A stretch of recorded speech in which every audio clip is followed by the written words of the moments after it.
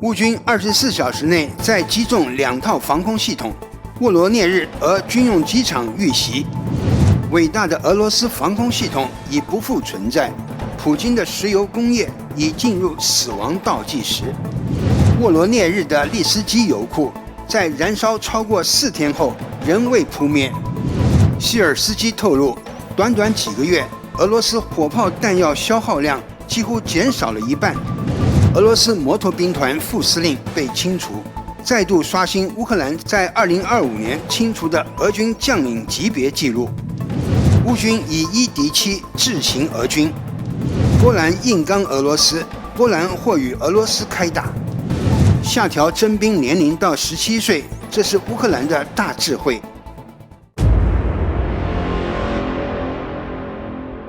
这是难得一见的一幕。俄罗斯 BT-282型坦克的大炮在被无人机击中后，开始自发射击，陷入了一种无法自拔的境地。大家好，欢迎收看新冷战情室，我是雨桐，请大家先为我们的节目点赞留言，谢谢大家。乌军24小时内再击中2套防空系统，沃罗涅日俄军机场遇袭。近来乌克兰打击俄军防空系统的行动正在持续升级中。突发消息，乌军在24小时内又打掉了俄方2套防空系统。RBC 新闻援引乌克兰总参谋部的数据称，在刚刚过去的一天中，乌军南方部队在防区内击中了一套3毛举 M3 和道尔 M2 防空系统，这也让乌克兰南方国防军再度走进外界视野中，因为1月初他们就曾创造了类似战绩。稍早时候，乌军还在东部的顿涅茨克打掉了俄军的一套 S-300 防空，以及在赫尔松地区打掉了一套极其珍贵的价值1亿美元的俄罗斯 Nebel SVU 雷达系统。该雷达隶属于第49OA 的第90防空导弹旅，这次攻击使用了3架攻击型无人机。2024年年末至今，乌克兰对俄军的防空系统就发动了高强度的定点打击，相继袭击了10多套防空武器，这也大大加强了后来乌军空袭的效果，削弱了俄军的地面攻势。不久前得到的消息显示，乌克兰在昨夜还空袭了沃罗涅日等地。据悉，乌军的无人机打向了沃罗涅日的鲍里索格列布斯克机场，传出了数起巨响，目前战况还不明确。沃罗涅日地区的油库也遭到最新一轮的袭击，而画面显示防空火力似乎只有小口径步枪。这是悲哀啊！伟大的俄罗斯防空系统已经不复存在，普京的石油工业已进入死亡倒计时。值得注意的是，乌克兰在1月16日才刚刚空袭了沃罗涅日的利斯基油库。现在根据 FIRMS Formers 的卫星数据显示，该油库在燃烧了超过4天后，大火仍然未能被扑灭，还在不断冒着浓浓的黑烟。此外，俄罗斯的布良斯克和梁赞州也相继发生了爆炸，当地目击者表示还看到了空中耀眼的火光，具体损失应该不久后就能出来。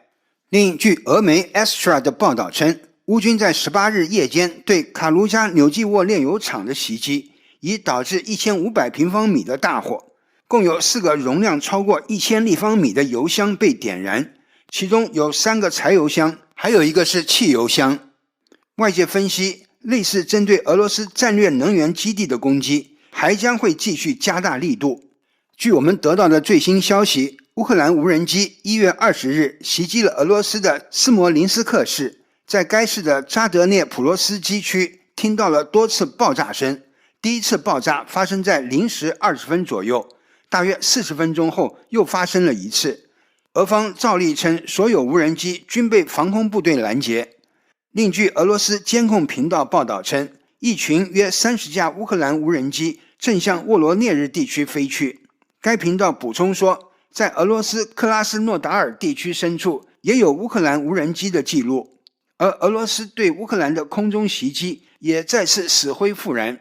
乌克兰空军报告称，1月20日一夜之间，俄罗斯利用伊朗沙赫德无人机发动了大规模袭击，在发射的141架无人机中，93架被击落，另有37架被电子战压制，2架飞回俄罗斯。此外，俄军还发射了一枚伊斯坎德尔 M 型导弹，导弹造成的损失尚不清楚。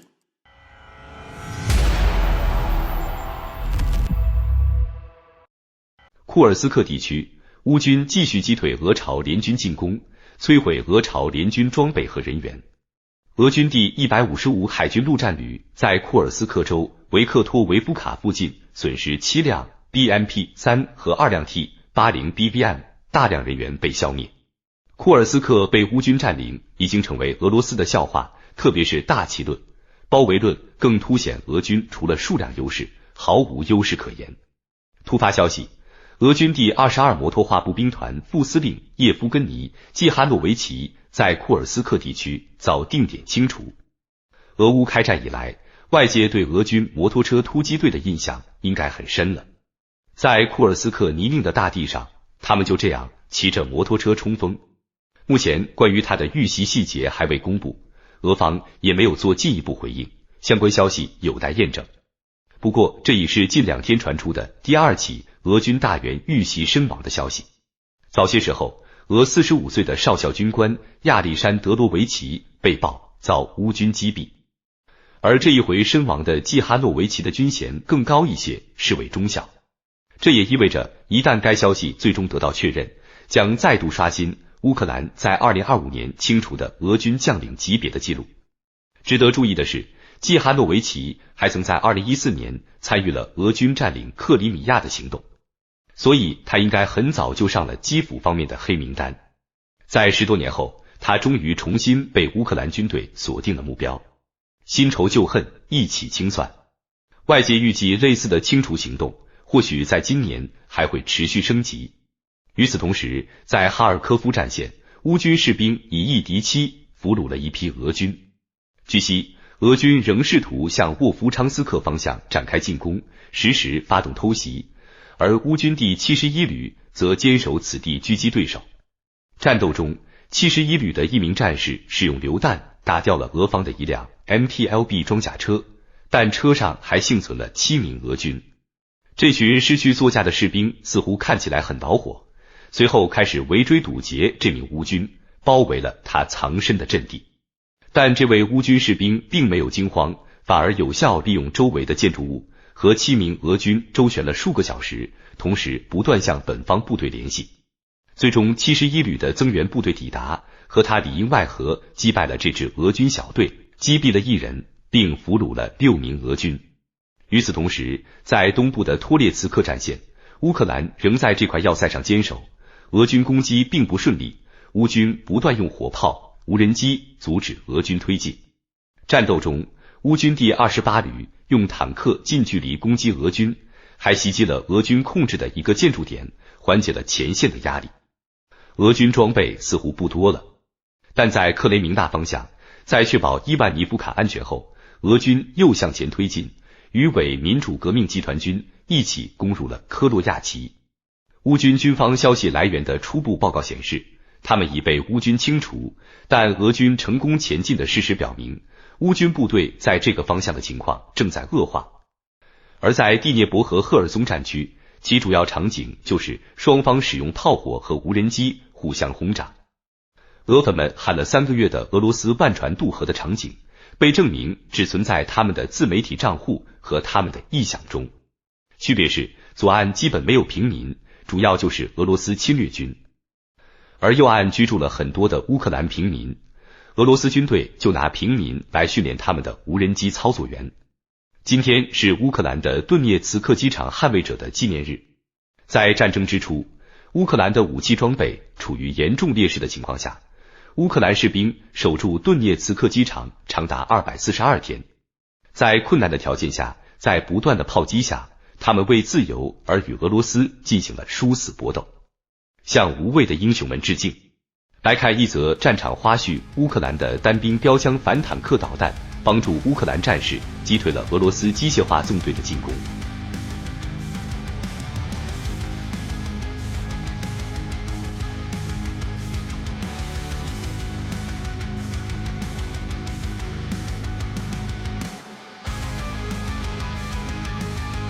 不要说 F-16没有参战，这时乌克兰空军的一架 F-16AM 战损战斗机正在低空飞越乌克兰西部水域，全副武装进行空中战斗巡逻。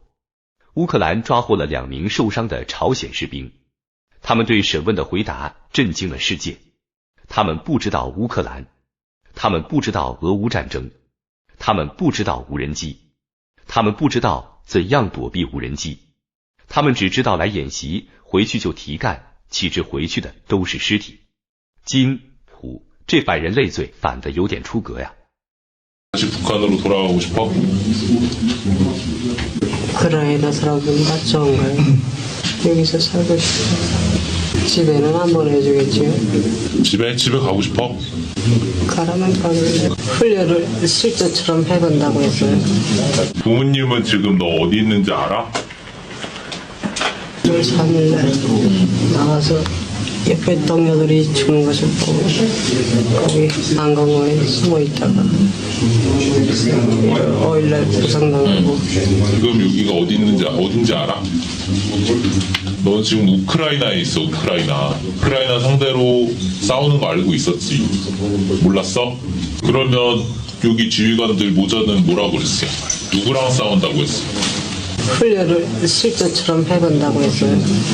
북한의 가족들이 없어? 있어? 부모님은 지금 너 어디 있는지 알아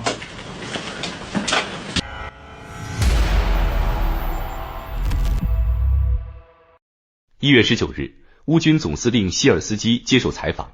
希尔斯基表示，短短几个月内，俄罗斯火炮弹药消耗量几乎减少了一半，从每天4万发减少到更少。希尔斯基还表示，乌克兰正在开发自己的防空系统，只与爱国者相媲美。不出所料，乌克兰正积极开发国产武器，不仅仅是无人机、无人机导弹、中远程导弹、防空系统，旨在未来摆脱对美国、欧洲的依靠，完全实现自我防卫。认为乌克兰没有援助就投降，那真低估乌克兰人了。希尔斯基还表示，2024年俄罗斯武装部队损失 43.4 万人，其中15万人死亡。今年占领者的损失比前2年更大。我并没有失去对胜利的信心，我们曾经经历过更糟糕的情况，正如希尔斯基所说，曾经经历过更糟糕的情况。如今的乌克兰能比2022年还糟糕吗？乌克兰人失去信心了吗？显然并没有。俄罗斯已经在持续3年的战斗中遭受重大损失，而乌克兰也抵抗了1062天，至今未曾退缩。我们始终坚信，这场战争将以一方的彻底胜利或失败而结束，俄罗斯将遭遇30年来的最大失败。1月20日，乌克兰发布俄军损失数据，俄军损失再创纪录，俄军损失新增1690人，突破82万，达到82万0430人。追求和平、自由的道路上，乌克兰永不止步，没有人能阻挡他们。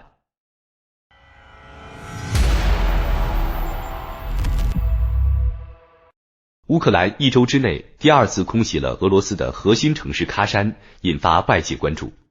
最新消息，喀山附近至少突发了5起大规模爆炸声。开源情报防御者报道，当地时间1月20日夜间，乌军向喀山的航空工业区发射了10几架无人机。喀山上空随即传出巨大的轰鸣，伴随着俄军防空系统的交火声，混杂成一片，响遍了整个城市。紧接着，在著名的戈尔布诺夫飞机制造厂一带，还疑似燃起了大火。现场画面显示，附近的空中也飘起了黑烟。当地居民也表示，在工厂周围前后听到了至少5起爆炸声，在远郊也能看到闪烁的火光。一些俄罗斯频道又声称是无人机的残骸坠落到工厂内，点燃油罐引发的大火。目前，俄军尚未回应此事，相关消息有待进一步验证。不过一旦确认，这将是7天不到的时间里，乌克兰第2次空袭喀山。1月13日前后，乌军才刚刚向喀山的 Oxyntez 化工厂发射了无人机，击中了厂内的燃料箱，造成巨大破坏。该厂一直为俄军的火箭系统提供零部件，乌克兰此举等于从源头开始打击俄方的武器资源。而在去年12月底，乌军的无人机甚至直接奔袭了喀山市中心的高楼，起到了极大的象征性的震慑作用。毕竟，作为俄罗斯的经济文化中心，喀山有第3首都的称号，因此乌克兰每次攻击该地都会引起强烈反响。话说回来，这一次乌军袭击的目标也尤为特殊，戈尔布诺夫飞机制造厂是俄罗斯境内最大的航空企业之一。更为关键的是，该厂还是俄军所谓最新一代战略轰炸机图 160M2 的唯一制造商，并长期生产和维护俄军的其他战机。但现在它也成为乌克兰的关注目标，详细的战损我们等卫星图像出来再做解读。尽管喀山距离俄乌边境已超过了1000公里，不过这似乎并没有阻止乌军远程打击的步伐。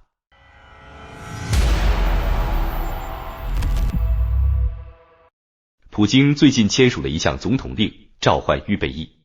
看来金将军也莫能扭转普大帝兵源严重不足的状况。而乌克兰的局势也不乐观。俄罗斯去年加快了对乌克兰的攻势，乌克兰军队因精疲力竭且缺乏兵源而不堪重负。在这种大背景下，1月15日，为了解决迫在眉睫的兵源不足的问题，在和美国人僵持了将近1年之后，泽连斯基终于颁发命令，将乌克兰征兵年龄下调到17岁。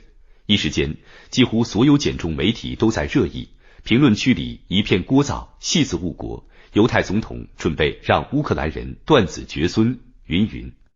我们惊讶于这些人的认知，试问泽连斯基愿意这样做吗？乌克兰与俄罗斯一样，属于人口老龄化国家，战争撕裂下又有1000多万人逃到了国外，人力资源本就贫瘠，为了把国家的未来留给年轻人，泽连斯基时此前一直顶着美西方的压力，拒绝将征兵年龄从26岁下调为18岁，举世皆知。乌军的平均年龄如今为42岁，可以说战场上的每一个父母都是为了孩子在浴血奋战。但现实却是，若乌克兰不下调征兵年龄，就无法获得足够兵源，从而再在战场上对俄军取得压倒性胜利。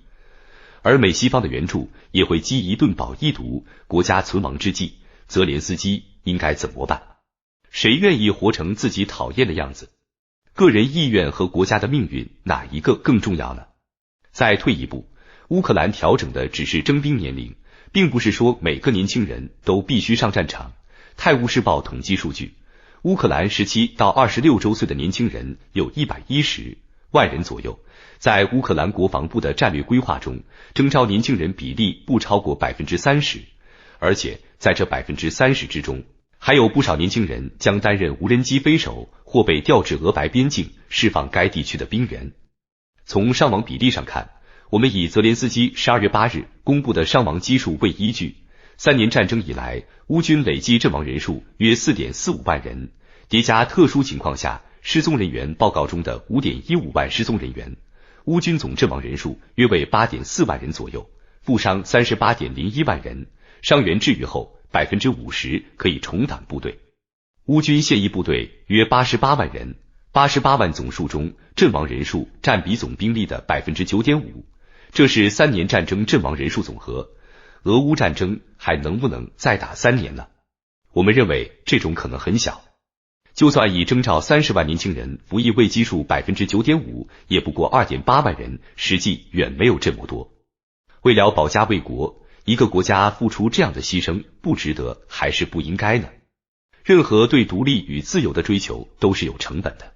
还有乌拉粉张口闭口泽连斯基是犹太人，不在乎乌克兰人死活。泽连斯基母亲是犹太人，普京的母亲也是犹太人，你们为什么不说普京不顾俄罗斯人的死活呢？在这场战争中，俄罗斯人伤亡率远高于乌克兰人。最重要是，俄乌战争到了关键时刻，已进入了国家意志与战争潜力最后的比拼，乌克兰难，俄罗斯更难。几乎世界上绝大多数媒体和军事专家给出的评估都是俄罗斯很难撑过2025年，临门一脚之际，若乌克兰放弃，3年来的牺牲很可能会付诸东流，现实已不允许乌克兰和泽连斯基选择。作为战争始作俑者，俄罗斯如今面临内外交困的厄局，乌东战场上那些微不足道的进展，根本不足以化解雪崩前的动荡。川普上台之后将推出什么样的和谈方案，目前虽是个谜，但有一点可以肯定，就算是美国退出援乌联盟，其他援乌的52个国家实力依然足够强大，能够支撑乌克兰打赢这场战争，只不过增加一些时间与过程投入而已。全力援乌，整军备战，当下的欧洲已经意识到这是一场属于自己的战争，并责无旁贷地擎起了捍卫地缘安全大旗。欧洲的战争机器已开始启动，仅柏林宣言中乌克兰、法、德、波兰、西班牙和意大利等8国就足以摧毁俄罗斯，如果再加上英国、荷兰、丹麦、挪威、瑞典、芬兰、比利时、葡萄牙，泛俄集团获胜的可能性为零。好的，感谢您一口气看到最后了，这是对我们最大的鼓励和支持。要看最全面、最及时准确的战场热点报道更新，就请每日锁定新冷战情势。如果您喜欢我们的节目，也请您点赞、留言、订阅，把视频分享出去，让更多的人看到这个节目。想要赞助我们的朋友，可以打开超级感谢打赏赞助，帮助我们能持续做出更多好节目。谢谢大家。